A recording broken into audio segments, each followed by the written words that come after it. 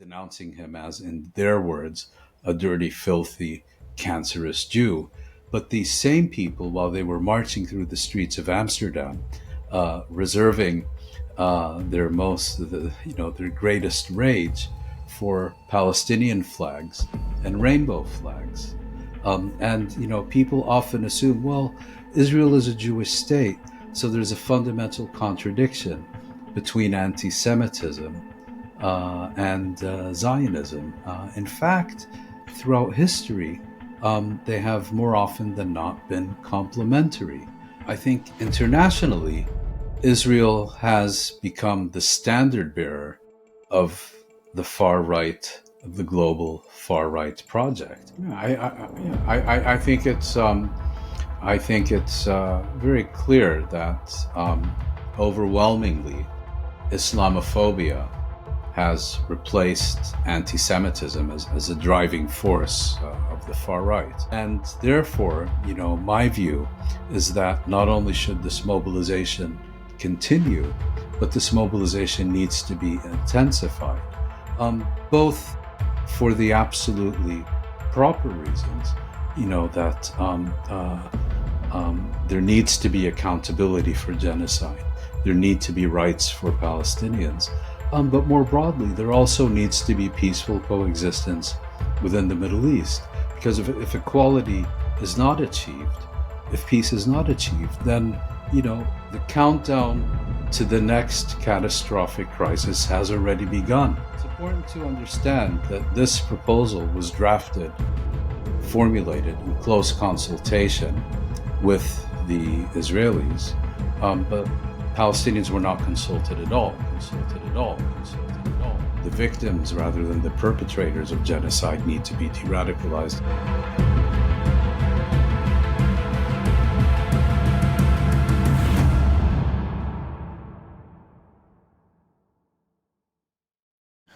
All right. Good day, everyone.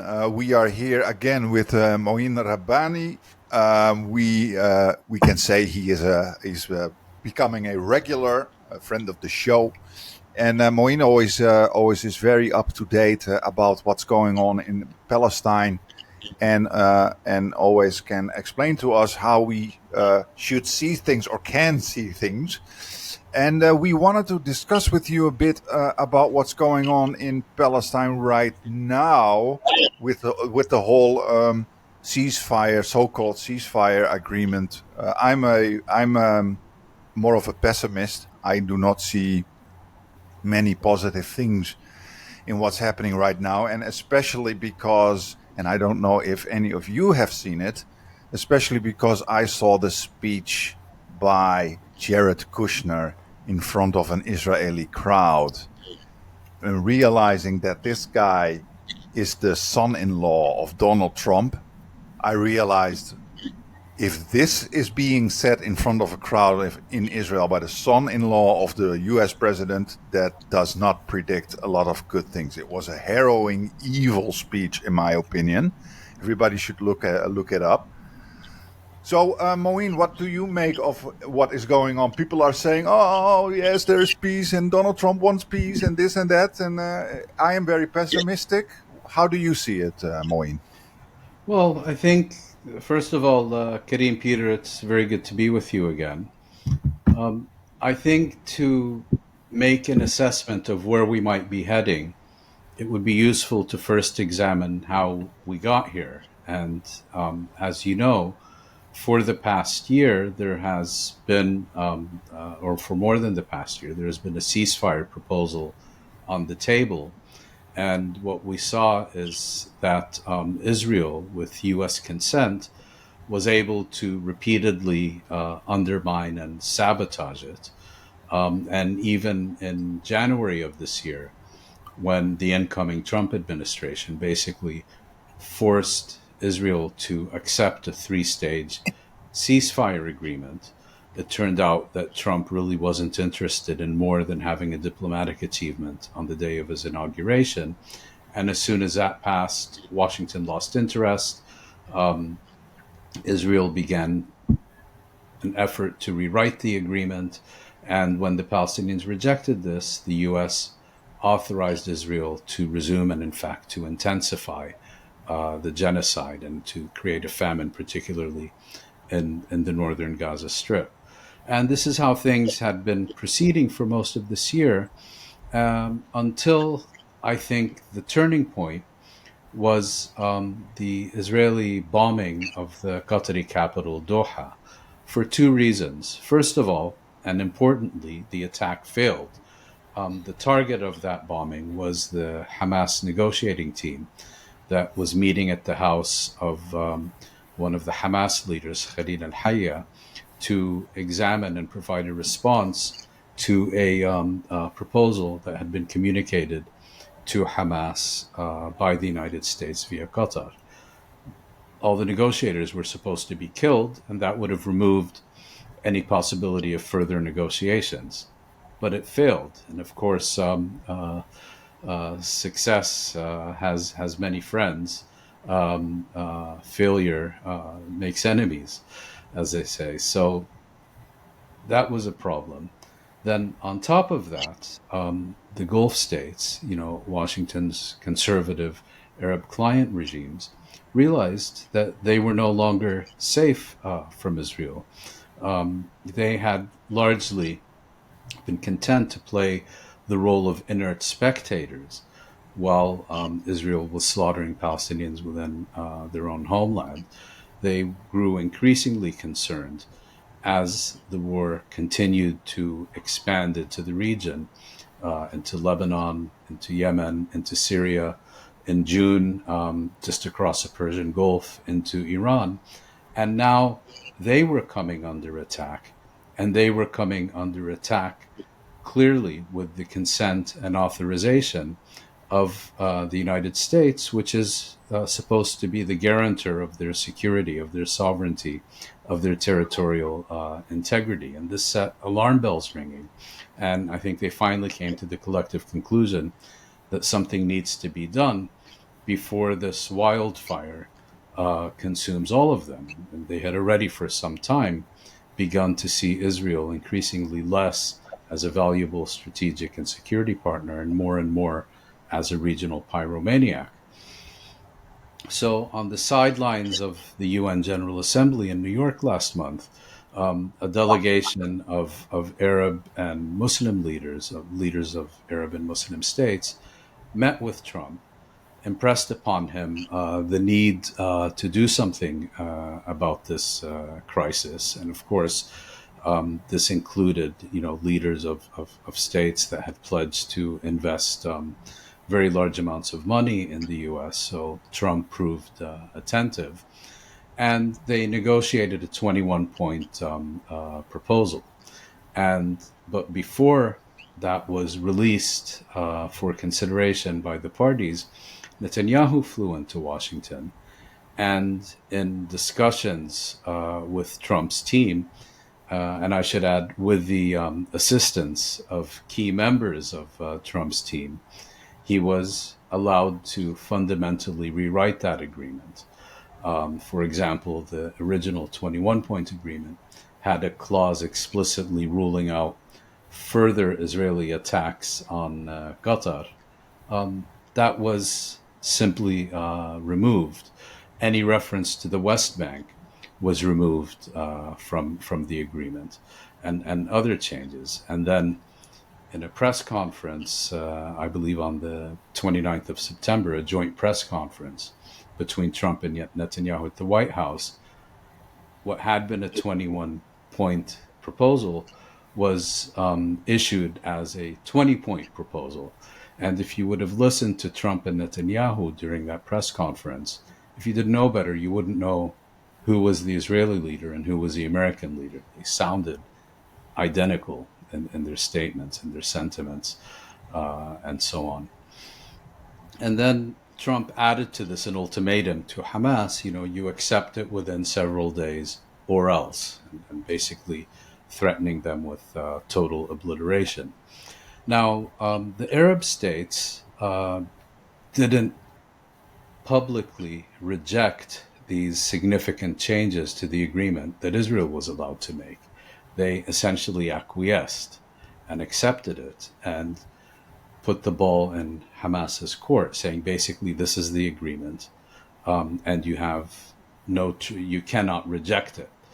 And this put Hamas in a very difficult position because it was faced with a proposal that it could neither accept because it included a number of outrageous inclusions and omissions, but it was also not something it could reject because then it would be rejecting the unified position of Arab and key Muslim states, Turkey, Pakistan, Indonesia.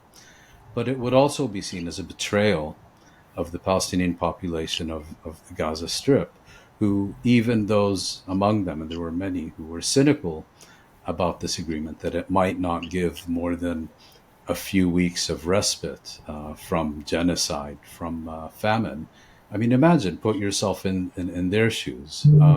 A stay of execution would be a very welcome thing. At least you know that the bombs will stop falling even for a week, that you might actually get the proper meal for a few days, and so on. And for many, that was certainly better than nothing. And if that was the best that was on offer, that was good enough. So Hamas, again, could neither accept nor reject this proposal.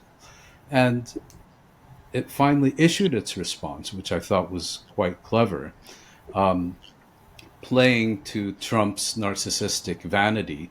It thanked him for issuing this proposal that basically called on Hamas to commit organizational suicide, um, and then indicated that it was prepared to conduct negotiations immediately on those aspects of the agreement, of the proposal that concerned immediate issues. In other words, an exchange of captives, cessation of hostilities, surge in humanitarian aid, withdrawal of Israeli forces from areas of the Gaza Strip, and so on.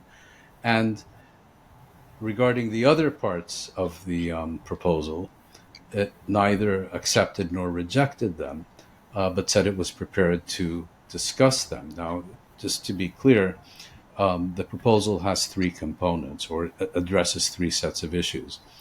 The first deals with the immediate issues that I just spoke about.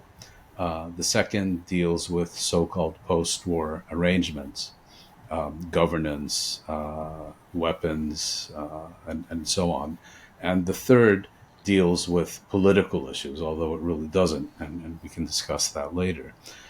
And of course, Hamas understood, that certainly for the Americans, the only issue of real concern for them in this entire issue is the fate of the Israeli captives in the Gaza Strip.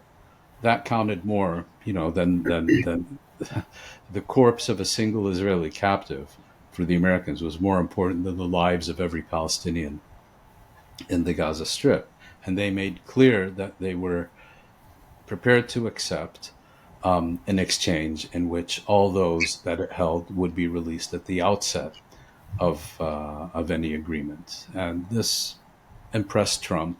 He actually, which is I think unprecedented for a U.S. leader, he posted Hamas's response to his proposal on his social media, claimed that they had accepted it, and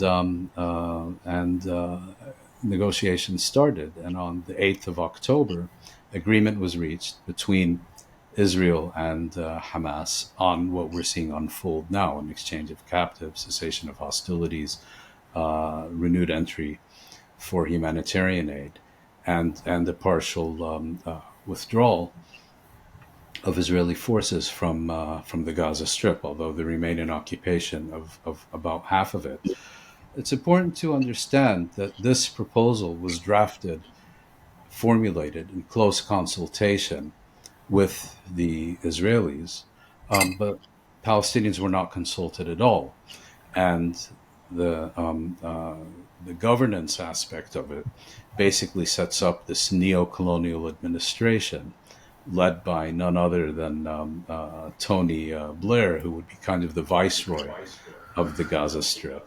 Demon, And a demon. yes, and since the agreement was reached, Hamas has made a number of things clear, that it rejects Project Blair on the grounds that the governance of the Gaza Strip is a matter for Palestinians and not for others to decide.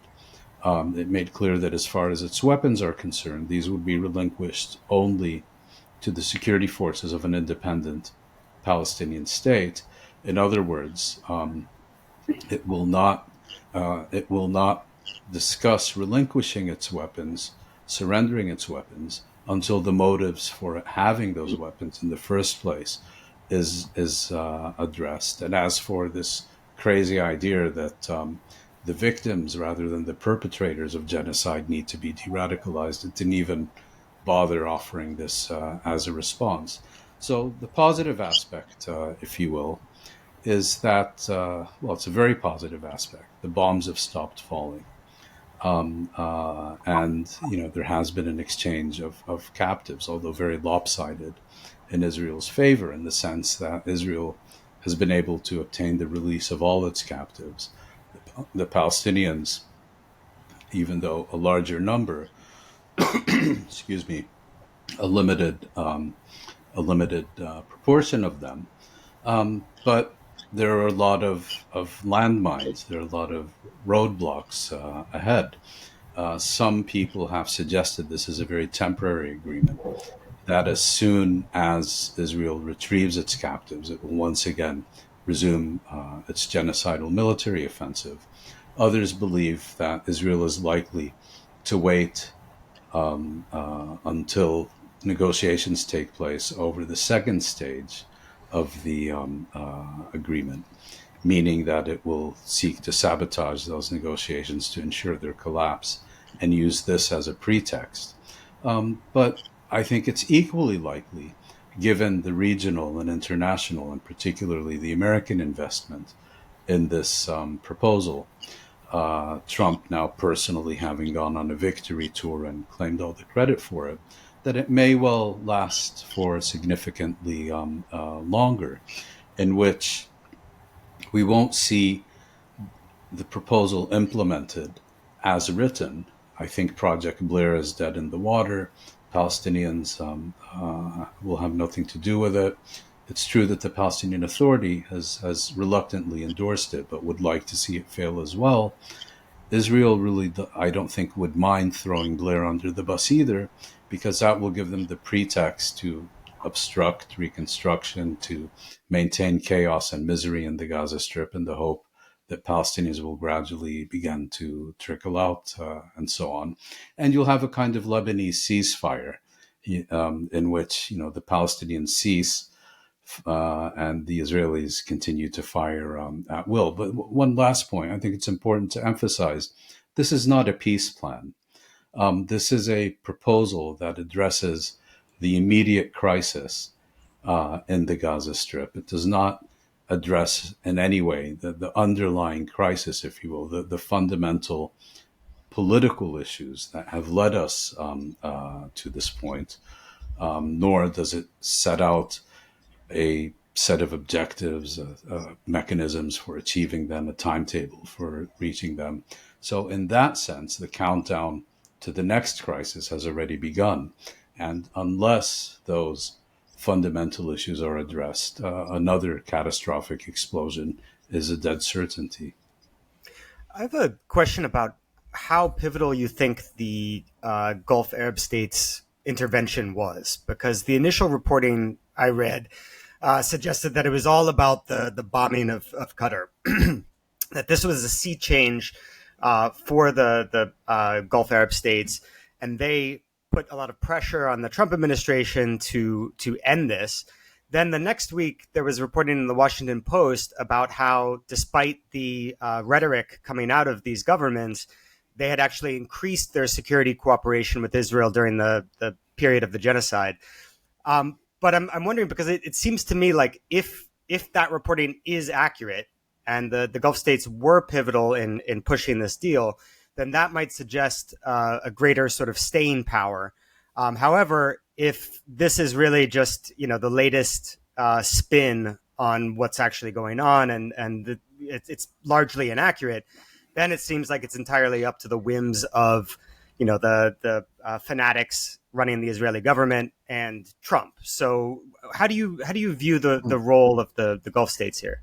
Well, I think both things can be true. It can be the case both that those governments mentioned in the Washington Post report have sought to increase and expand their ties with Israel for a variety of reasons, including seeking to keep themselves immune from Israel's expanding regional rampage.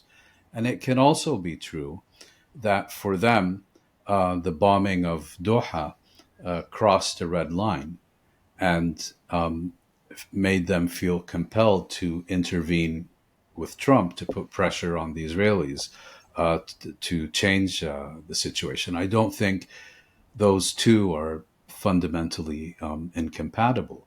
But although I think the trigger was the Israeli attack on Qatar, the key issue was that finally a US leader was prepared to pick up the phone and tell the Israeli leader, this is a proposal you're going to accept. And at least for the foreseeable future, this is also an initiative that you're going to implement because, Netanyahu was as reluctant as ever, as unwilling as ever to agree to a ceasefire. He was still proclaiming total victory and seeking to play the role of a 21st century Churchill and so on. That's all been taken away from him. He didn't give it up willingly. He was told what to do by the Americans, and when the U.S. instructs, Israel obeys. It's always been that case. I think it was these Arab states that impressed upon Trump the need to act. That's certainly true. But the reason we have a ceasefire now is because U.S. indulgence of Israel has, at least for the time being, come to an end. There was, I think, an interesting report on the website of NBC News where a former senior Israeli official who was unnamed says, this an agreement virtually identical to the one that has just been reached has been on the table for more than a year. The difference is that Biden continually indulged Israel in flouting it. Trump finally said enough. Now, of course, the question is, how long is Trump's attention span going to be this time? That remains to be seen. Yeah. Yeah. Well, even if this ceasefire is goes on and things quiet down, what would you say is next? Because it would be unbelievable that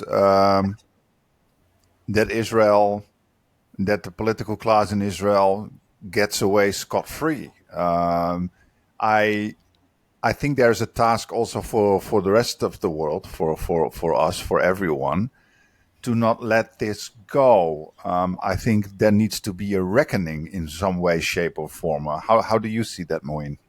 Well, you raise a key point, and that raises, I think, a much broader issue. Assuming, for the sake of argument, that this agreement sticks and that the first phase is successfully completed, that Israel neither sabotages nor renounce it, and we then enter into negotiations about the second phase, and we get either arrangements or continued negotiations about arrangements, we're essentially entering into a new Oslo agreement, where the purpose is to once again ensnare the Palestinians, this time also Hamas, into a series of endless negotiations about at most minor trivial issues that result in absolutely nothing. I mean, the exact same formula that worked so well for Israel in the Oslo agreement, and the Palestinians, will spend years negotiating about virtually nothing of practical significance, and Israel will, of course, have its overwhelming armed force to keep the Palestinians in line. The main difference is that this time such negotiations will be held under a much lower political ceiling than existed during the Oslo Accords. Now, I think you can make a compelling argument that one of the key differences between the PLO's decision to accept the Oslo Accords in 1993 and the decision by Hamas to accept elements, at least, of the Trump proposal in 2025 and its preparedness to negotiate over other issues is that in 1993, I think you could make an argument that if the Palestinians had stuck to their guns, they could have achieved important conditions, such as a moratorium on settlement expansion during the interim phase. That would have prevented Israel from transforming the situation on the ground, and would have created a bigger incentive to reach a permanent settlement. Here, you can't say that the Palestinians, as in Oslo, acted out of political opportunism. Here, there was the absolutely urgent requirement to bring to an end a genocide that had been going on for 2 years and that was now also being augmented by famine. And this, of course, also created enormous pressure on Hamas, for example, to make do without the release of key Palestinian leaders like Marwan Barghouti and Ahmed Saadat and so on. But the broader picture is that if this proposal survives and turns into a process, we're looking at Oslo. No accountability for everyone. It's a process in which Israeli subjugation of the Palestinian people is considered a sacred and non-negotiable right, and inalienable Palestinian rights are considered, preferences or negotiable opinions. Against that, we had much less of this during Oslo, but we now also have a different paradigm, a very different way of approaching this issue, which is to say that Palestinians have fundamental rights and that those rights must be placed at the center of any effort to address this issue, and that any effort to address this issue must begin with addressing the very core of the question of Palestine, rather than endlessly kicking the can down the road, and that the framework through which you address this must be based on international law, on international norms, on universal values, and you can no longer have this approach where Israel enjoys total and unconditional impunity for anything and everything it does, and it can no longer be held to a different standard and needs to be held accountable and face consequences like any other state or government that commits the kind of crimes and atrocities that have become an Israeli specialty. And we've seen this with the massive popular demonstrations throughout the world. We've even seen it to an extent at the official level with a number of Latin American governments, even to an extent with European governments like Spain, Ireland, Slovenia, and Norway.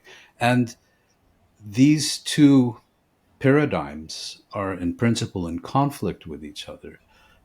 One is supported by the most powerful states in the world, and one which regional powers are prepared to work with because it serves their interests.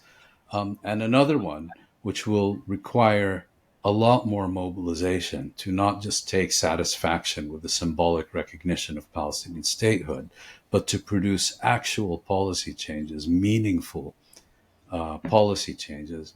And if that happens, the one can be used to leverage the other.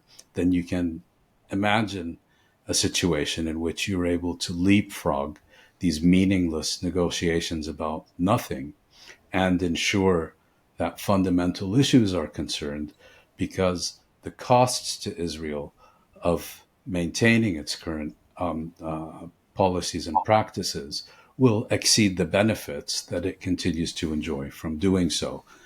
under a very simple slogan: no more business as usual. Yeah. I'm curious what you think these developments will have any effect on potential future attacks on Iran. Just 2 weeks ago, it seemed like the sort of consensus was that the Israeli military was planning additional attacks on Iran. Now, I'm not so sure. I mean, it's a very weak hook to hang your hat on that Trump's narcissism will and desire for being lauded as a peace bringer, etc., will suffice to prevent another round of war waged on Iran. But on the other hand, perhaps that might actually be what happens. What are your views on that possibility? Do you think it's just too speculative to say anything concrete, or No, I don't think it's too speculative, and those who know this issue much better than I do think there's a very high probability of a further Israeli attack on Iran. Um, what's less clear is the extent to which it's related to these developments that we've been discussing. On the one hand, you can make the statement, make the observation, Israel is a small state. It doesn't have endless human resources for its military machine and so on, and therefore was reaching a point where it was increasingly difficult to sustain the kind of campaign that it was conducting in the Gaza Strip, and that by having what looks likely to be a prolonged cessation of hostilities, or at least a prolonged cessation of Palestinian hostilities, then it has more reserves, more military resources available for an attack on Iran. At the same time, if there's going to be another round with Iran, Israel doesn't need ground troops and tanks and so on the way it does in the Gaza Strip and the West Bank, in Lebanon and in Syria. But clearly, the Israelis believe that they have unfinished business with Iran. They did not destroy its nuclear capabilities. They did not destroy its missile capabilities. Most importantly, what happened in June was clearly an attempt at regime change, either through knocking out key regime leaders or by fomenting a popular uprising against the leadership of Iran. That failed, and Israel looks at Iran as unfinished business. It wants to have a situation in Iran that's similar to what now exists in Lebanon or Syria, where Israel can strike at will against a state that has no deterrent power left. It would dearly like the United States to be involved with this effort, if not to lead it. The problem with that is that the Trump movement is deeply divided over these issues. Yes, you have the Zionist faction, the neocons, the hawks, the Iran hawks, the Christian Zionists, and so on. But you also have a substantial non-interventionist faction, which is becoming increasingly vocal. And for those elements of the Trump coalition that are now turning against Israel, the turning point for them was not the Gaza genocide. They basically saw this, if anything, as none of their business. They saw this as an issue between Israel and the Palestinians. It needn't concern the U.S. as long as it didn't drain too many billions from the U.S. Treasury. For them, the key turning point was the attack on Iran, because from their perspective, I think they were wrong, but this is how they saw it. Israel was manipulating the United States into getting involved in another war in the Middle East on Israel's behalf. Of course, I tend to see Israel as a U.S. proxy rather than the U.S. as an Israeli proxy. But that notwithstanding, for many of these, non-interventionist MAGA types, for them, that was a straw that broke the camel's back. And the one thing they don't want to see is another direct U.S. military confrontation with Iran, which could end up being much longer and much more difficult and drain, even if successful, drain much more significant U.S. Resources. But, just to get back to your question, many people are expecting another Israeli attack on Iran, or if not that, then potentially a preemptive Iranian attack on Israel if it reaches the conviction that another Israeli attack is imminent. So the fact that we now have this agreement in the Gaza Strip, I would not go so far as to say it reduces the prospect of a further Israeli war on Iran. Yeah. Yeah. I was just, while you were responding, I was just thinking, and I've also heard this in other discussions, that even if there is a kind of a ceasefire and things slightly quiet down, I think Israel, just as an entity itself, is not made for peace. It is not made to be an entity that lives with its neighbors. So there will always be the threat of violence and war, and because that is the whole intention behind Israel, and Zionism is made for conflict and domination, and Zionism is going absolutely mayhem right now, to the extent that it's also successfully spreading globally. It's controlling the Netherlands, it's controlling the UK, Germany, Canada, you name it. So not only do we need a reckoning with Israel as a entity in West Asia, I think everybody all over the world needs a reckoning with the whole ideology of Zionism. Otherwise, we're going to be screwed as a people all over the world. We notice it now. People are being arrested. You're being silenced at universities, in media, as organizations.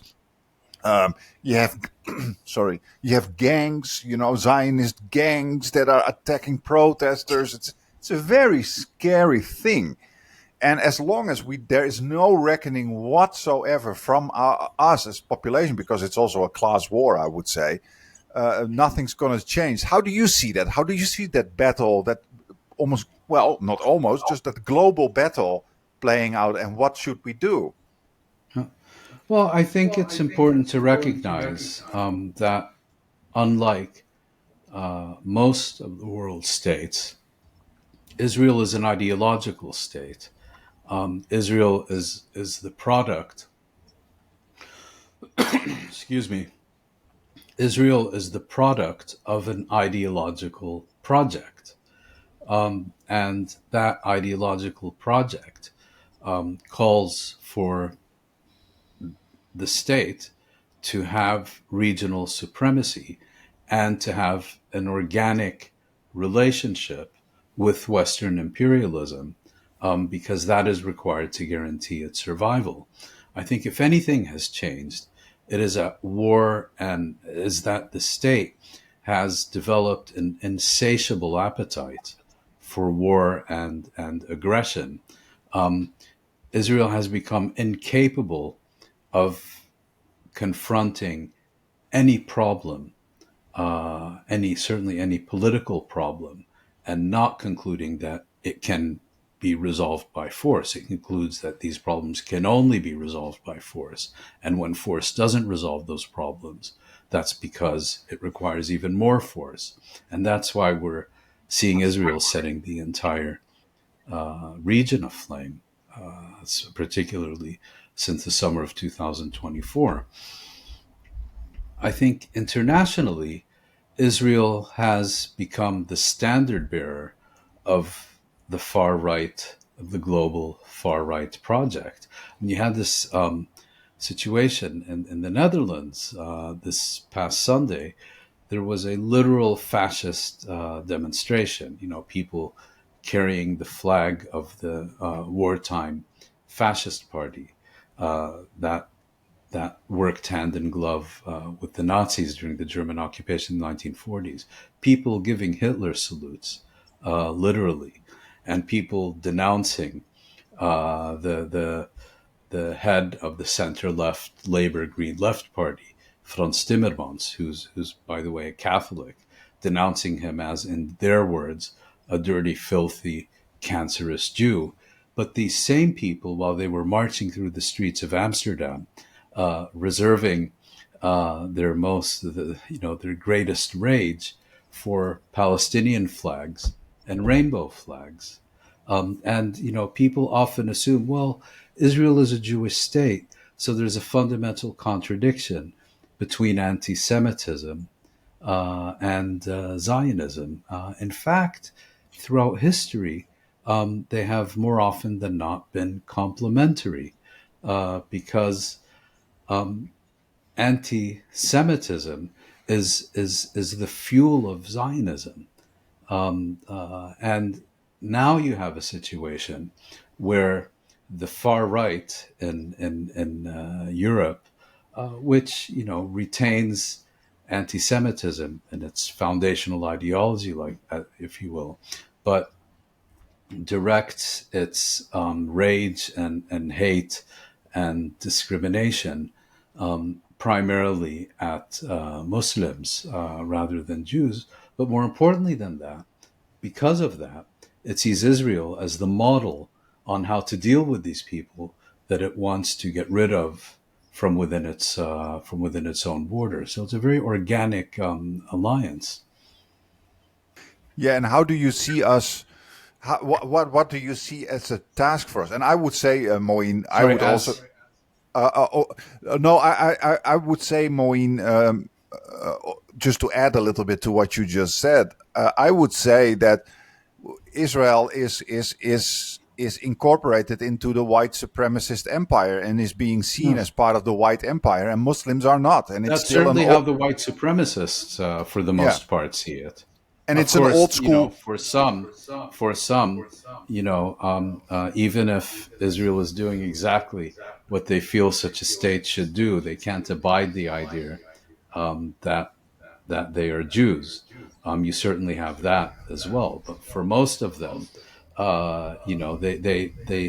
they see Jews who they revile within their own borders as one thing, and Israel as kind of their model state, the ethno supremacist state that knows how to keep darker shades of peoples in their place and under its boots, as something entirely different. And of course, Judaism and Zionism are two very distinct things.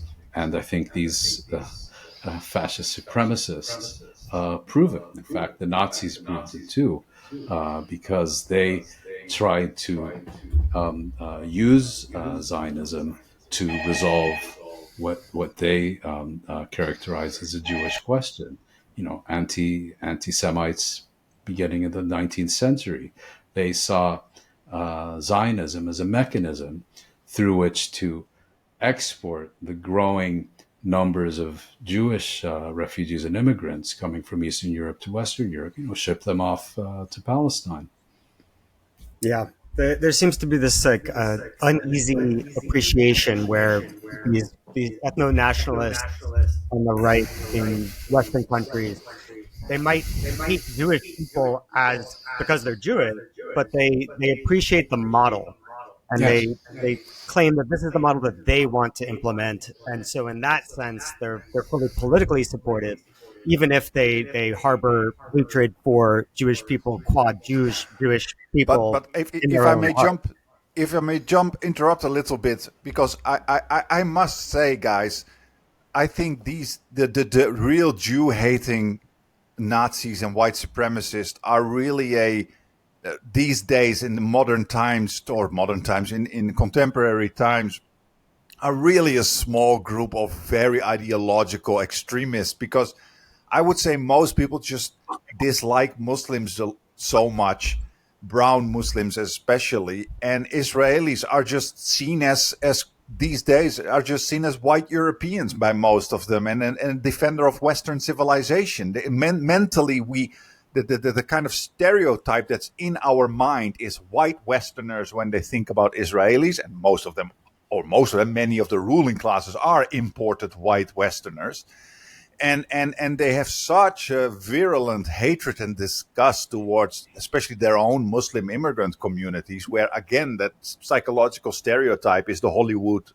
nasty terrorist brown man, that it's almost an automatic thing to just align yourself as a right wing extremist, as a racist with Israel, because you just Well, dislike brown Muslims so much. yeah, I think it's very clear that overwhelmingly Islamophobia has replaced anti-Semitism as a driving force of the far right. Of course, there is residual anti-Semitism. Of course, there is anti-African racism and other things. But the engine of the far right, certainly in recent years, has been Islamophobia. And if you look at how these people talk about Muslims, often it's a carbon copy of what their forebears, their ideological forebears, were saying about Jews in the 19th and 20th century.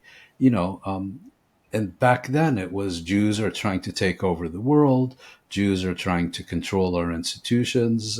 They're trying to corrupt our culture and our way of life and so on. And now, um, we're not just dealing with this tsunami of Muslim immigrants, but Islam is somehow the sentient, organized, thinking organism, and Muslims, whether they're from Somalia or Malaysia or Mali, uh, they're all acting as part of an organized, concerted plot to turn the West into part of a global caliphate.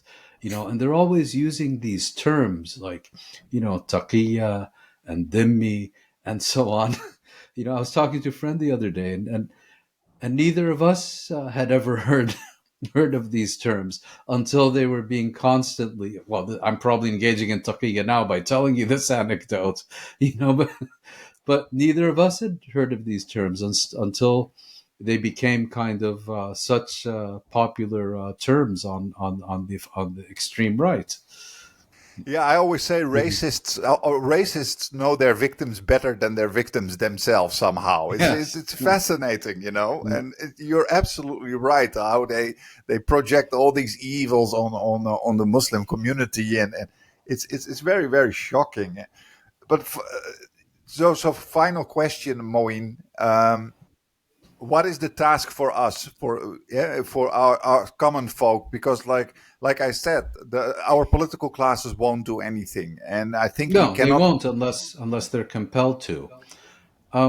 Look, at the time of the Oslo Agreement, you had a burgeoning pro-Palestinian solidarity movement. Without getting into the details of what its size, its strategy, and so on was, the key point I want to make is that for many of them, perhaps for understandable reasons at the time, perhaps because they didn't, either they hadn't properly understood the Oslo Accords, or they simply believed this was an agreement that was too big to fail and would be pulled up by its bootstraps.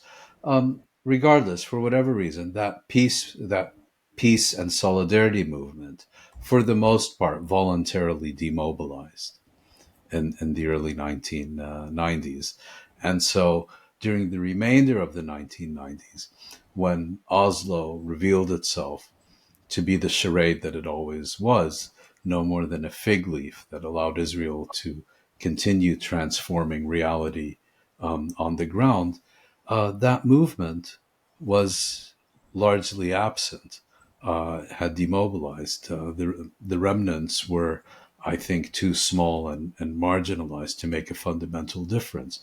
The difference we have now is that the movement is exponentially larger than it was in the 1990s and appears to have become a lot wiser too. I mean, just this Sunday, I think it was, or maybe Saturday, after a ceasefire had already started, you had some of the largest pro Palestinian demonstrations in a variety of European cities, because these are people who recognize that a ceasefire and an end to genocide, while they are crucially important, are only the most urgent tasks on the to do list for peace and justice in the Middle East. And I think people understand that if they pack up and go home, not only will the situation not get any better, but it could very easily regress. And also, I think people have understood that the schism between ruler and ruled is so large that it is only through concerted pressure on the political class, on governments, on leaders, that anything is going to change. And therefore, my view is that not only should this mobilization continue, but this mobilization needs to be intensified, both for the absolutely proper reasons, that there needs to be accountability for genocide. There need to be rights for Palestinians. But more broadly, there also needs to be peaceful coexistence within the Middle East. Because if equality is not achieved, if peace is not achieved, then, the countdown to the next catastrophic crisis has already begun. And only by addressing the root causes of the past crisis can it be avoided. If we're now simply turning back the clock to October 6th, well, we all remember what the following date and the 2 years after that was. And we certainly don't want to go there again. Yeah. It recalls to mind a speculation I heard from some former Pentagon official, a relatively young guy, who is guessing that the reason for the utter mayhem that the neocons in the U.S. have been causing all throughout West Asia was not so much a sign of strength as one of a recognition of weakness, that they're losing their hold on public opinion in the U.S. Even Republicans, especially young Republicans, are ditching them in droves. And so this was a last ditch effort, sort of trying to take advantage of a period that is fleeting, to try to create greater Israel. And from that perspective, I think the ceasefire, or the ceasing/firing, actually is a major defeat for them. If that premise holds, if that premise is true, then anything that impedes that momentum is a major loss for them, so long as they cannot, or so long as they prove unable to recapture public opinion, which I think would be a tall order, even with I think it's CBS impossible. and TikTok. Yeah. Yeah, and I think even for those people who have no consideration for the Palestinians, people who have no empathy for the Palestinians, I mean, it's for everyone. We're at an inflection point. We're really Yes. at a moment where it can either go completely the way direction that we are totally dominated by a Zionist ideology in every country with billionaires and organizations, or people are starting to rise up and do something about this, because what these 2 years have shown is not only the horrendous things that happen in West Asia, but indeed, like I said, how it's all encompassing. It's everywhere, and it controls your speech, it controls your social media, it controls your education, it controls your political class. It's really, really scary stuff. Yeah. Yeah. We're at a fork in the road. And the good news is, we can and should play a role in choosing which direction we go to next. Absolutely, Yeah. absolutely. And with that semi-positive, semi-negative ending, we're going to leave it here. And thanks again, Mouin. That was Thank you. very, very good. Yeah. Thank Thank you. you, Mouin. up to the next time. Yes, I look Indeed. forward to it. All right. All Have a right. good evening. Peace. Okay, you too. Bye. All right. حبيت القمر طلع القمر اصطناعي شميت الورد طلع الورد بلاستيكي أنا حبيت القمر طلع القمر اصطناعي شميت الورد طلع الورد بلاستيكي تكتيكي تكتيكي